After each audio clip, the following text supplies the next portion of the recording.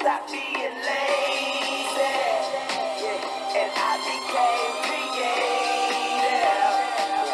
And I learned how to create it. And now that pride's for me. So come see. Oh, come here. Welcome back to the Silver Line Atlanta Falcons Football Podcast. I'm your host, Sterlington. This is our co-host, Cam. And we're back at it again with another good drop my microphone. Great way to start out the episode. And we're back at it again with another episode. Had a lot going on. Well, kind of a lot going on. You know, it's the off season for the Falcons, but there's a lot of things going on. But before we get into all of that, how you been, my man, Cam? I've been doing great, man. It's summer, enjoying the weather. It has been raining every day for like the last 2 weeks. We finally got some sun. The last month, bro. It has been, boy. It's been bad. But hey, the forecast for the rest of the week is looking sunny. And I can dig that, man. Hey, but you know, but you know what I was thinking about? What's up? I think after today, we know why it's been raining so much. Yeah, been raining on Drake. All right, Drake, show off for the city. He in the right, he in the right city to be making it rain like that, eh? Man, perfect city, man. I know. He is already at Magic City. Oh man! So as you can tell, that's one of the things at the top of the agenda today. Big Drake just got paid, and I ain't talking about the rapper. I'm talking about our guy, Drake London, getting the details, I believe, are a 4-year, $140 million contract with $100 million guaranteed. Congratulations, Drake. Super happy for him. He definitely deserved it. Super happy for the Falcons.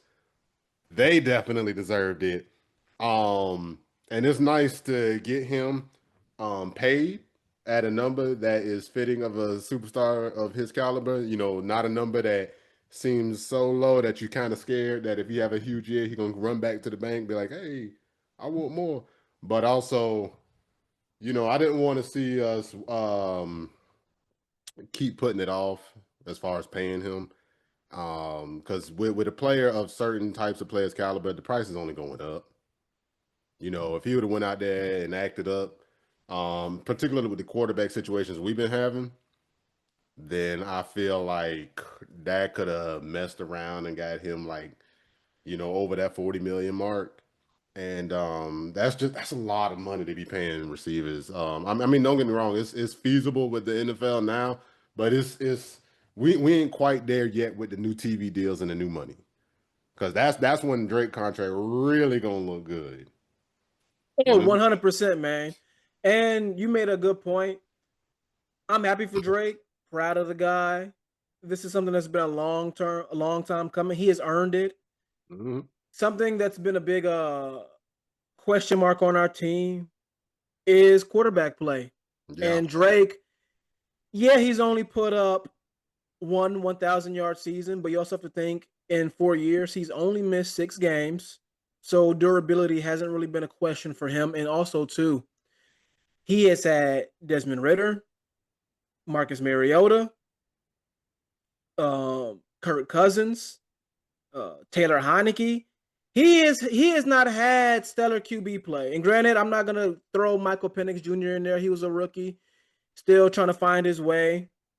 But hell, even him, man, even him. Like even him. But I sorry to cut you off. I just wanted to throw this in. I do have to admit that at least for his numbers, playing with Penix was good for his numbers.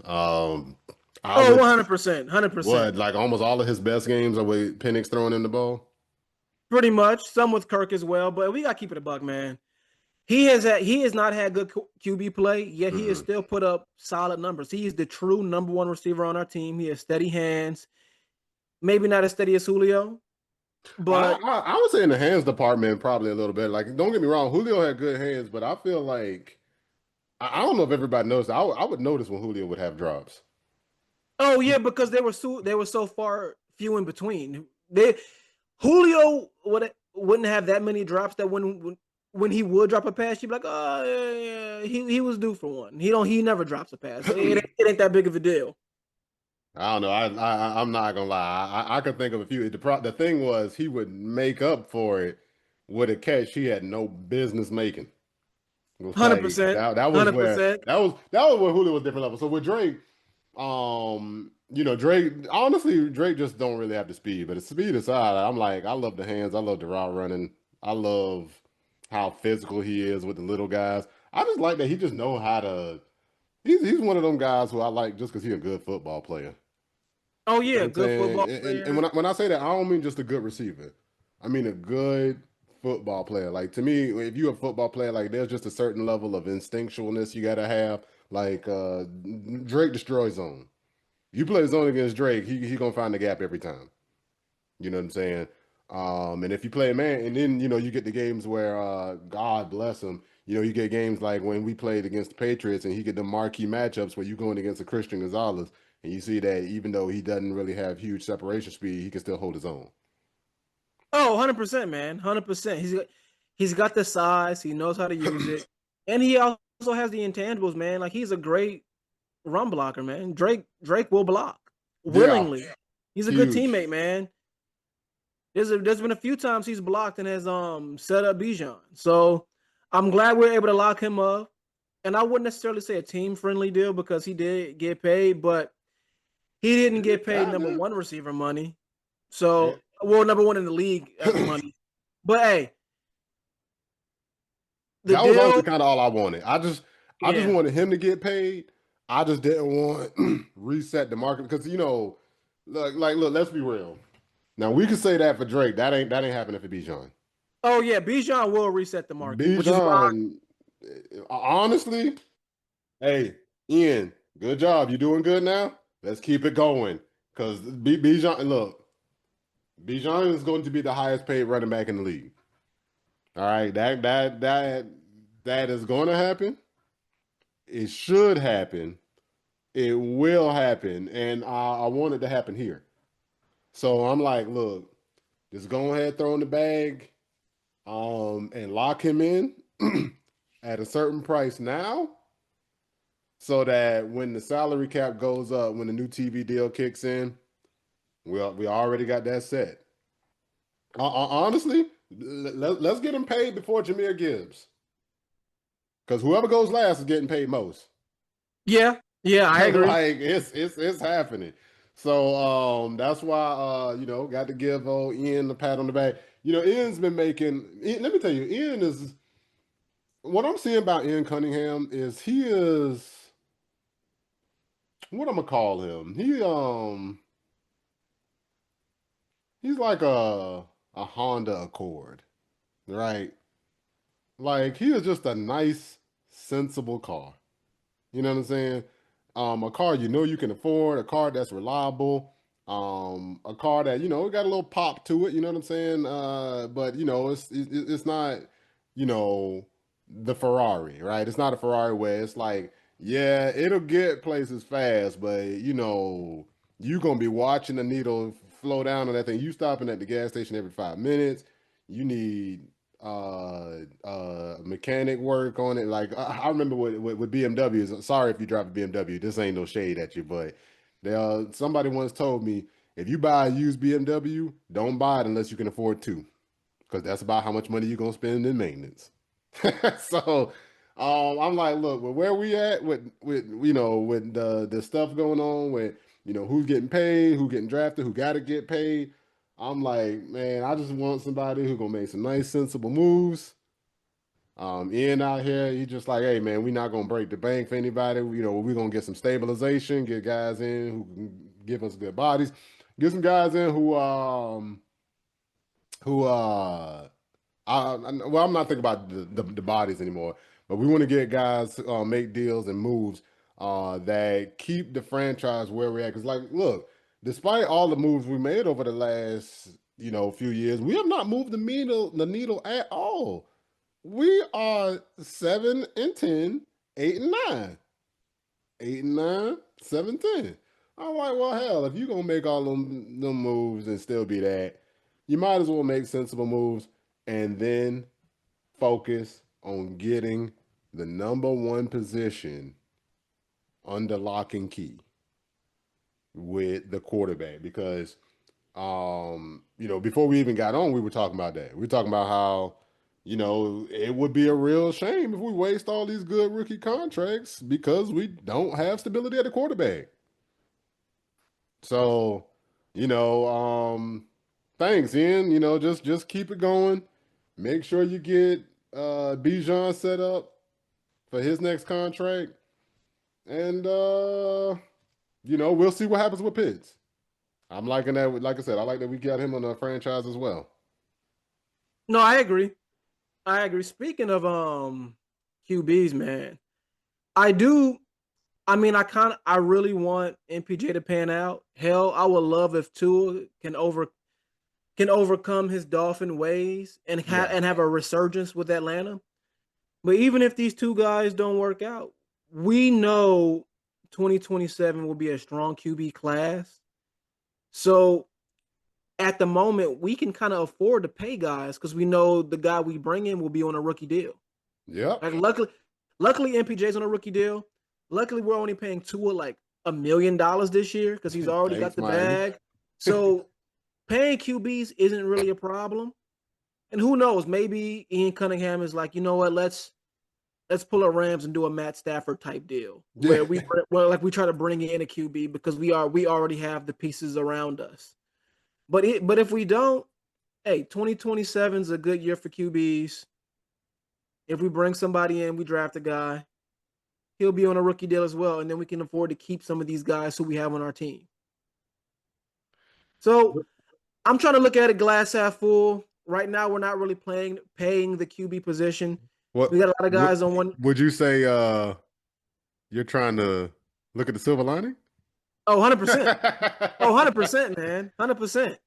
That's the way to build your team. Build a team around your rookie because you're not paying him at the moment. Hey, look at the Patriots. Drake May is on a rookie deal. And that's why they're able to make a trade for an AJ Brown. That's why they're able to have a team with a lot of talent around him because they're not worried about paying Drake May an exorbitant amount of money. And it works that way, man. That's kind of how you're able to build a team. Yeah, they did go to the Super Bowl last year. And speaking of Super Bowl teams, boy, what about the Rams doing the complete opposite strategy that we just talked about? Going in and trading for Myles Garrett. And I love it.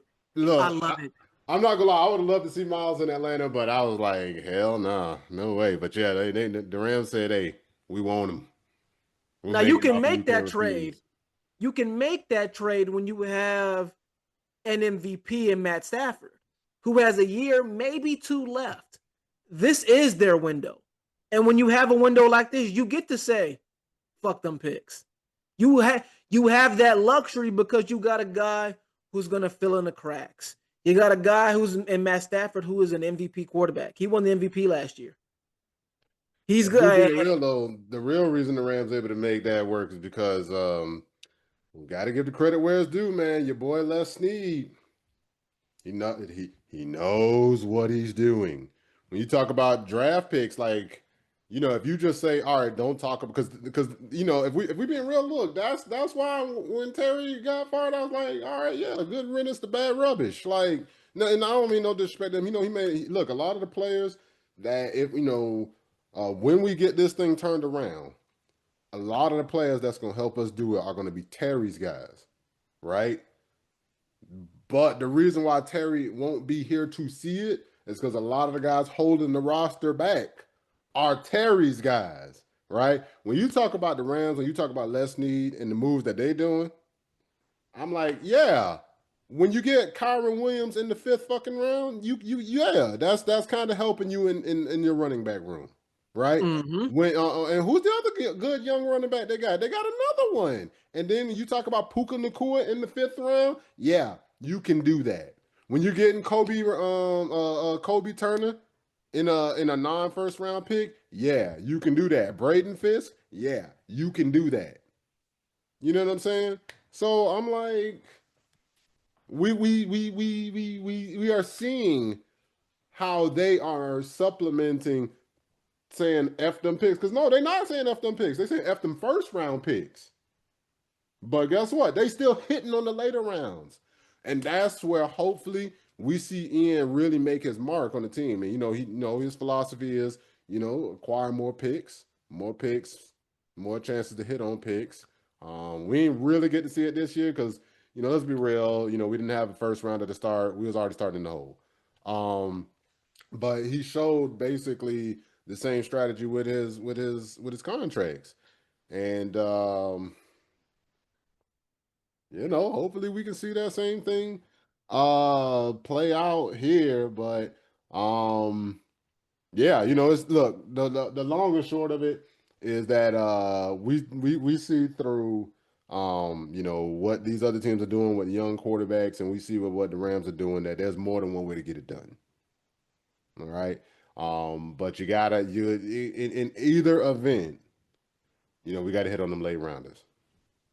Absolutely, man. Couldn't agree more. Couldn't agree more. Yeah, yeah. So, hey, I'm optimistic, cautiously optimistic. I believe in Jeff Ulbrich and what he brings to the table, but hey, we still got a lot to see on his offensive side of the ball, man. And speaking of which, Yeah. Falcons minicamp is heating up, OTAs, and at this point, considering our QB room, would you say the QB battle? Do we have a QB controversy? I wouldn't necessarily call it that. We got a guy who's trying to prove himself.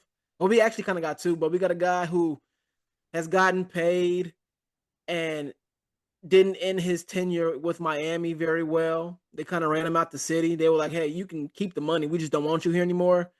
And then we got a guy who's on his rookie deal who's trying to prove he's not damaged goods. So I'm glad you brought that up. Psst.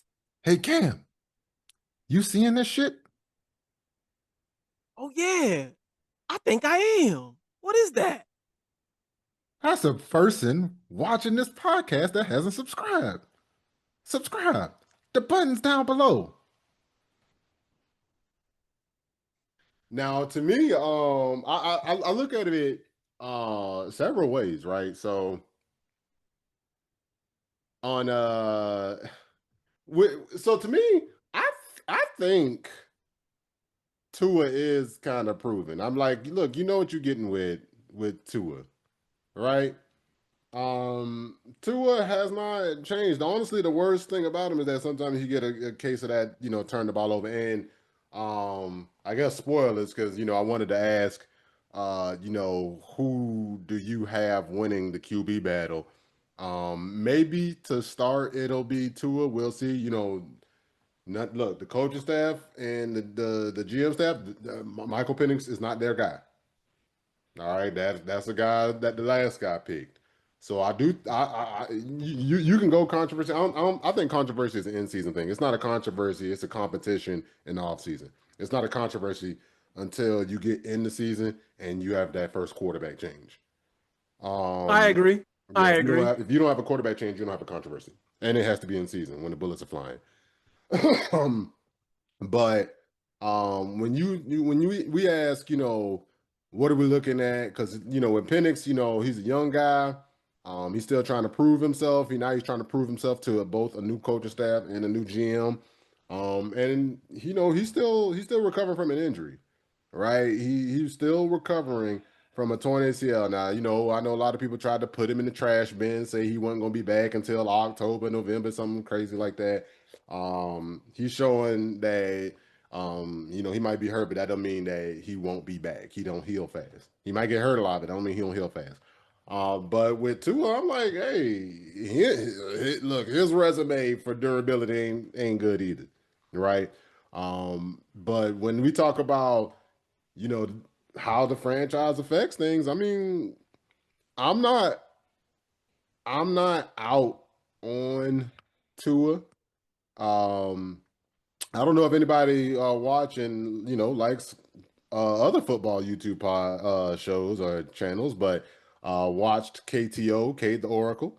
He talked about the most embarrassing team in the league since like the 2000s or whatever, and his pick was the Miami Dolphins.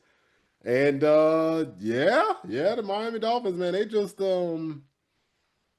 that is a franchise that since Don Shula and Dan Marino has left, they are some can't get rights. Like they can't win the playoffs, they can't win the division, they can't get a quarterback situated. They can't do any of that. And if we're being real with Stephen Ross and those guys calling the shots, I mean, I don't expect this to be any different. And look, you knew what you were getting with Tua even coming out of college. I'm like, yeah, you're getting a guy with, a medium arm who needs to be able to get the ball out. Now, if you ask me, in this QB battle, who I think is ultimately going to end up winning, um, I feel like maybe Tua will get the lead early because he'll be accurate. But what is his not so nice nickname that the Dolphin fans like to call him? Turn the ball over. Tua turn the ball over. Now, say what you will about Michael Penix and his accuracy issues, but the one thing he doesn't really do is turn the ball over. Now, we'll see what Stefanski gets. I think no matter who, because I know who I want to see win, but ultimately, regardless of who I want to see, the main thing I want is for the Falcons to have a good quarterback. I don't care who it is. I don't care. Oh, 100%. Yeah. If I'm keeping it a buck, I think QB play will be the only thing holding us back. Yeah. Because I think we have enough weapons on offense. I think our defense will be good enough to keep us in games. It's just, can we get competent QB play this year? And as of right now, I don't really know the answer to that. In fact, if you had to ask me that right now, I'm leaning towards no. And it's not that I don't believe, it's just from the tape I've seen. Like I like MPJ, but at times like he don't turn the ball over, but he can be a little risk averse in the sense that he won't really try tight windows. There are times where even last year he has proven he has the arm talent, but he'll miss the gimme throws. He'll miss the throws where like it's 5-10 yards down the field, your guy's open and you're just missing him. We saw that. He just missed some guys. And next thing you know, that puts us in a position where now we got to punt. Now we're losing momentum on the offensive side of the ball. Now we're not moving the ball at all. So yeah, that was the problem. That was the problem. And granted, he's young and he still has yet to play a full 17 games. He hasn't played 17 crazy games. to think about. I Year say that all the 3 time. has not played 17 games. Now, year 1, I can't really blame him considering he was a rookie and we didn't want him to start. Kirk was playing, but he played the last 3 and looked good. Started the year off last year, looked good at times, and other times he looked kind of shaky. Now, I can't blame that all on him. Like, we did lose Caleb McGarry, and we had some O-line issues, but nevertheless, there were games where he could have played better. Just straight up, he could have played better. And now we're going into year 3. He's coming off an ACL. And this offseason, what I wanted him to be doing, and granted, he's got an OTA, so he can work on some things. But I really want him to just dive into like fixing some of his mechanical problems. And I'm not sure he'll be able to do quite that.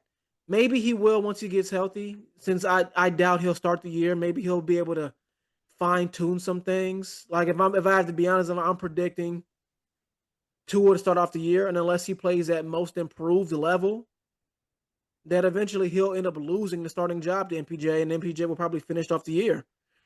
But that's just a wait and see kind of thing.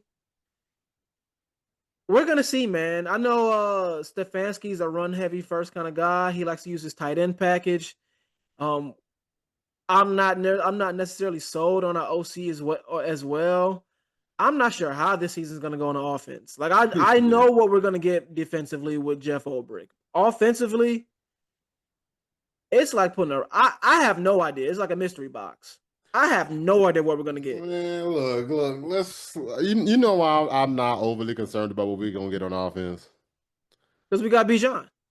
No, not even that. Wait, oh, is it gonna be worse than what we had last year, or the year before that, or the year before? I mean, I guess last year, there was times where we looked like a competent offense. I'll admit that. Um, God, who was the OC last year? It was Zach Robinson. Zach. Oh yeah, that was Zach Robinson both years. Damn, it was so Pistol bad. Man He Zach. was so bad that first year. I thought we had a new offensive coordinator last year. And you know what's funny about that man? He was adamant about that pistol. Now he's the OC in Tampa, and I guarantee you they'll be running under center a lot. I'm not gonna lie, that's still crazy for me to think about. I'm like, man, you would do that with like that. That's the thing about having him um I'm like, you really want a guy that everybody in the division already sees his offense all the time? You know what it Yeah. was? He was like, hey, that guy managed to hang a bunch of points on us when he had Kirk Cousins. Now I took that away from Atlanta. Now that might be the difference between us winning the division. They're like, hey, we just still one more extra game. We would have been in the playoffs last year. Now we take the OC.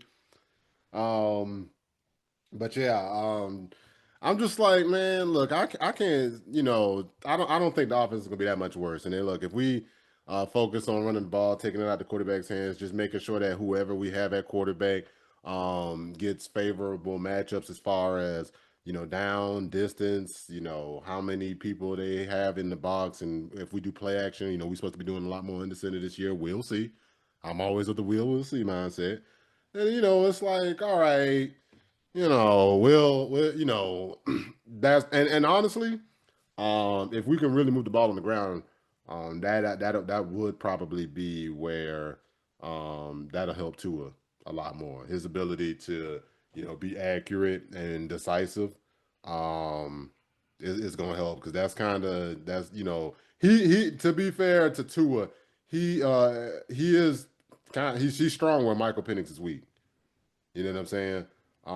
Mike's strong where he's weak, but I don't think the disparity in his areas of strength are as wide as Tua's are. But man, it's just whoo boy, the amount of times I've seen Tua knocked out on the field, or the amount of times I've seen Tua just giving the other team the ball. I would love to live, have complete blind faith and say, no, he's just gonna turn it around. He was with a bad franchise, but I'm like, when I look at our team, I do think on at least on defense, we still kind of probably gonna have some issues stopping the run. And when we talk about offense, we breaking in a new right tackle, right? And we gonna see, if oh my God, I'm having a brain fire. Who's our center? Storm Norton? No, Ryan Newsel. Thank you. I was about to unretire Ryan Khalil. I knew it was Ryan. I just couldn't get the last name out. But I'm like, we about to see if Newsel, that wasn't just a good year, So for all I know, we could have O-line issues this year is my point. And if we have O-line issues, then it's really like we really don't have the best quarterbacks for managing an O-line. You either gonna need a guy that's mobile or a guy that's incredibly decisive and can and then gonna crack under pressure. And that's not really these guys' forte, so we will see. But you know, that's the beauty of the offseason. We're not here to say they won't do it or worry about it. We here to say, yeah. But if they do figure it out, though, that's what we're here to say. What's gonna happen when they do figure it out? So yeah, look, I'm looking forward to it either way. I just wanted us to get this episode out because Drake got paid. Loved seeing that he's locked up. We already know what the landscape looks like for him. OTA's been going on. Guys been looking good. We're gonna see how they work in some of the draft picks and the young guys like Zachariah Branch on offense. how Avion Terrell is gonna fit on defense. And hey man, look, let's go ahead and talk about our Super Bowl aspiration. Well, maybe not now because the damn Rams done. Basically, unless the Rams get a bunch of injuries, they might have leapfrogged Seattle as the favorite in the NFC. But the beautiful part about playing in the NFC South is all we need is to do what we did last year, plus one more good game. You know what? Normally I'd agree with you, but I have a sneaking suspicion that the winner of our division gonna win like 11 or 12 games this year. Absolutely not. A lot of people doubt me on I'm that. glad that you are feeling like no matter who it is, hopefully it's us, but no matter who it is, this is the year where one of the teams down here gets it together. But I'm looking at these teams and I'm just like, how? Where? I mean, unless you think Bryce Young gonna play us for, you know, they're gonna get a fourth or fifth game against us. I'm like, I don't see it. I'm gonna be honest. I'm gonna say something that's gonna piss a lot of Falcons fans off, but I Don't gotta say say it's the it. Saints. I think the Saints gonna be good this year. Good? Nah, nah. Now, I think they'll be competitive in our division. I that is not an 11-win team. Now, speaking of, we barely glazed over the schedule. We might have to push that back again to the next one because we run out of time. But um I'm like looking at the schedules. I'm like, it's always hard to tell if we have a good schedule or not because we played the NFC South. I'm like, do we have an easy schedule or do we just play the same guys we play every year? That's why we always got one of the easiest schedules in the league. And then when you're not a good team, it's like, what does an easy schedule mean? Yeah, Like, yeah, they yeah. looking at you and thinking you an easy game too. So, yeah, the Saints, I feel like with them, they're getting some stability at quarterback with Shuck, but I'm like, nah, man, you gotta see, you gotta. I need to see more. Like, I think, honest to God, I think it's been so long since the Saints have seen good quarterback play. They think Shuck is the second coming of Breeze, and I'm like, nah, y'all just like us.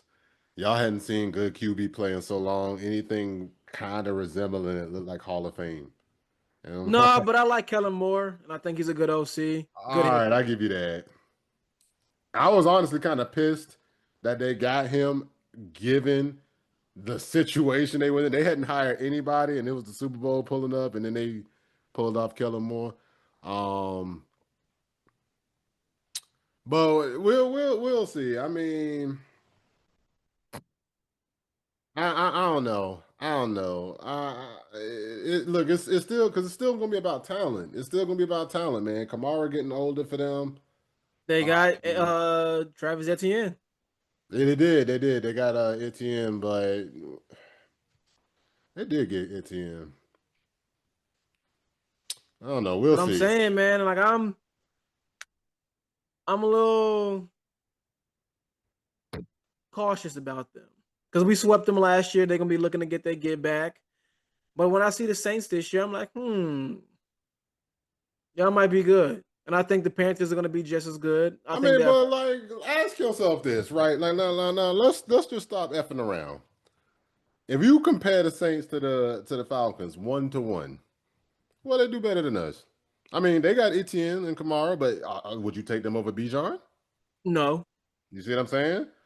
Maybe you'll take the quarterback over, maybe, but like, is he that much better than Tua? Do you think he's? Matter of fact, blind resume. Would you say he's better than Tua? he played better than Tua last year. He played, yeah, last year when Tua had the worst year of his career, basically. To me, that's the floor for Tua. When you say that, you know what I'm saying? Um, I would definitely take Kellen Moore over Tommy Reese calling plays, but if you talk about head coaches making the playoffs, I'm like, hey, Stefanski made the playoffs more than Kellen Moore, even though Kellen Moore has only been a head coach for one season over a bad team, so that is not a fair comparison. But Like what? Do they rush the passer better than us? Do they cover better No, than us? no, You know what I'm saying? They not gonna run the ball better than us. Are you taking Chris Olave over Drake London? no. Oh, you see what I'm saying? I'm like, what exactly do you look at that team? I mean, now granted, now we gonna see, cause I feel like somebody out there making the same podcast right now about saying the same thing. But you know, the main difference is, we like their play caller more, and we like the upside of Shuck more. I do not feel super impressed by what I've seen. I'm like, I think we might be moving it. But you know what though? I'm gonna go ahead and keep this part right here, and we're gonna stamp it. And when the season come around, if I'm wrong, I'll go ahead and eat that crow. But if not, I'm gonna talk my talk. Okay, okay. No, I love it, man. I love it. All right. Well, I think that's a good place to stop. We're gonna go ahead and wrap it up right there. For us, it's late at night because we got to work full-time jobs and do stuff after. It's like gotta work to earn money and stuff. It was like, whoa, who does that? That's so ghetto. but thank you guys so much for coming and hanging out with us. We really appreciate getting to spend some time with you. You guys know the rules by now. Please like, subscribe, comment, share, hit the little bell if you want to hear some real niggas uploading. Peace.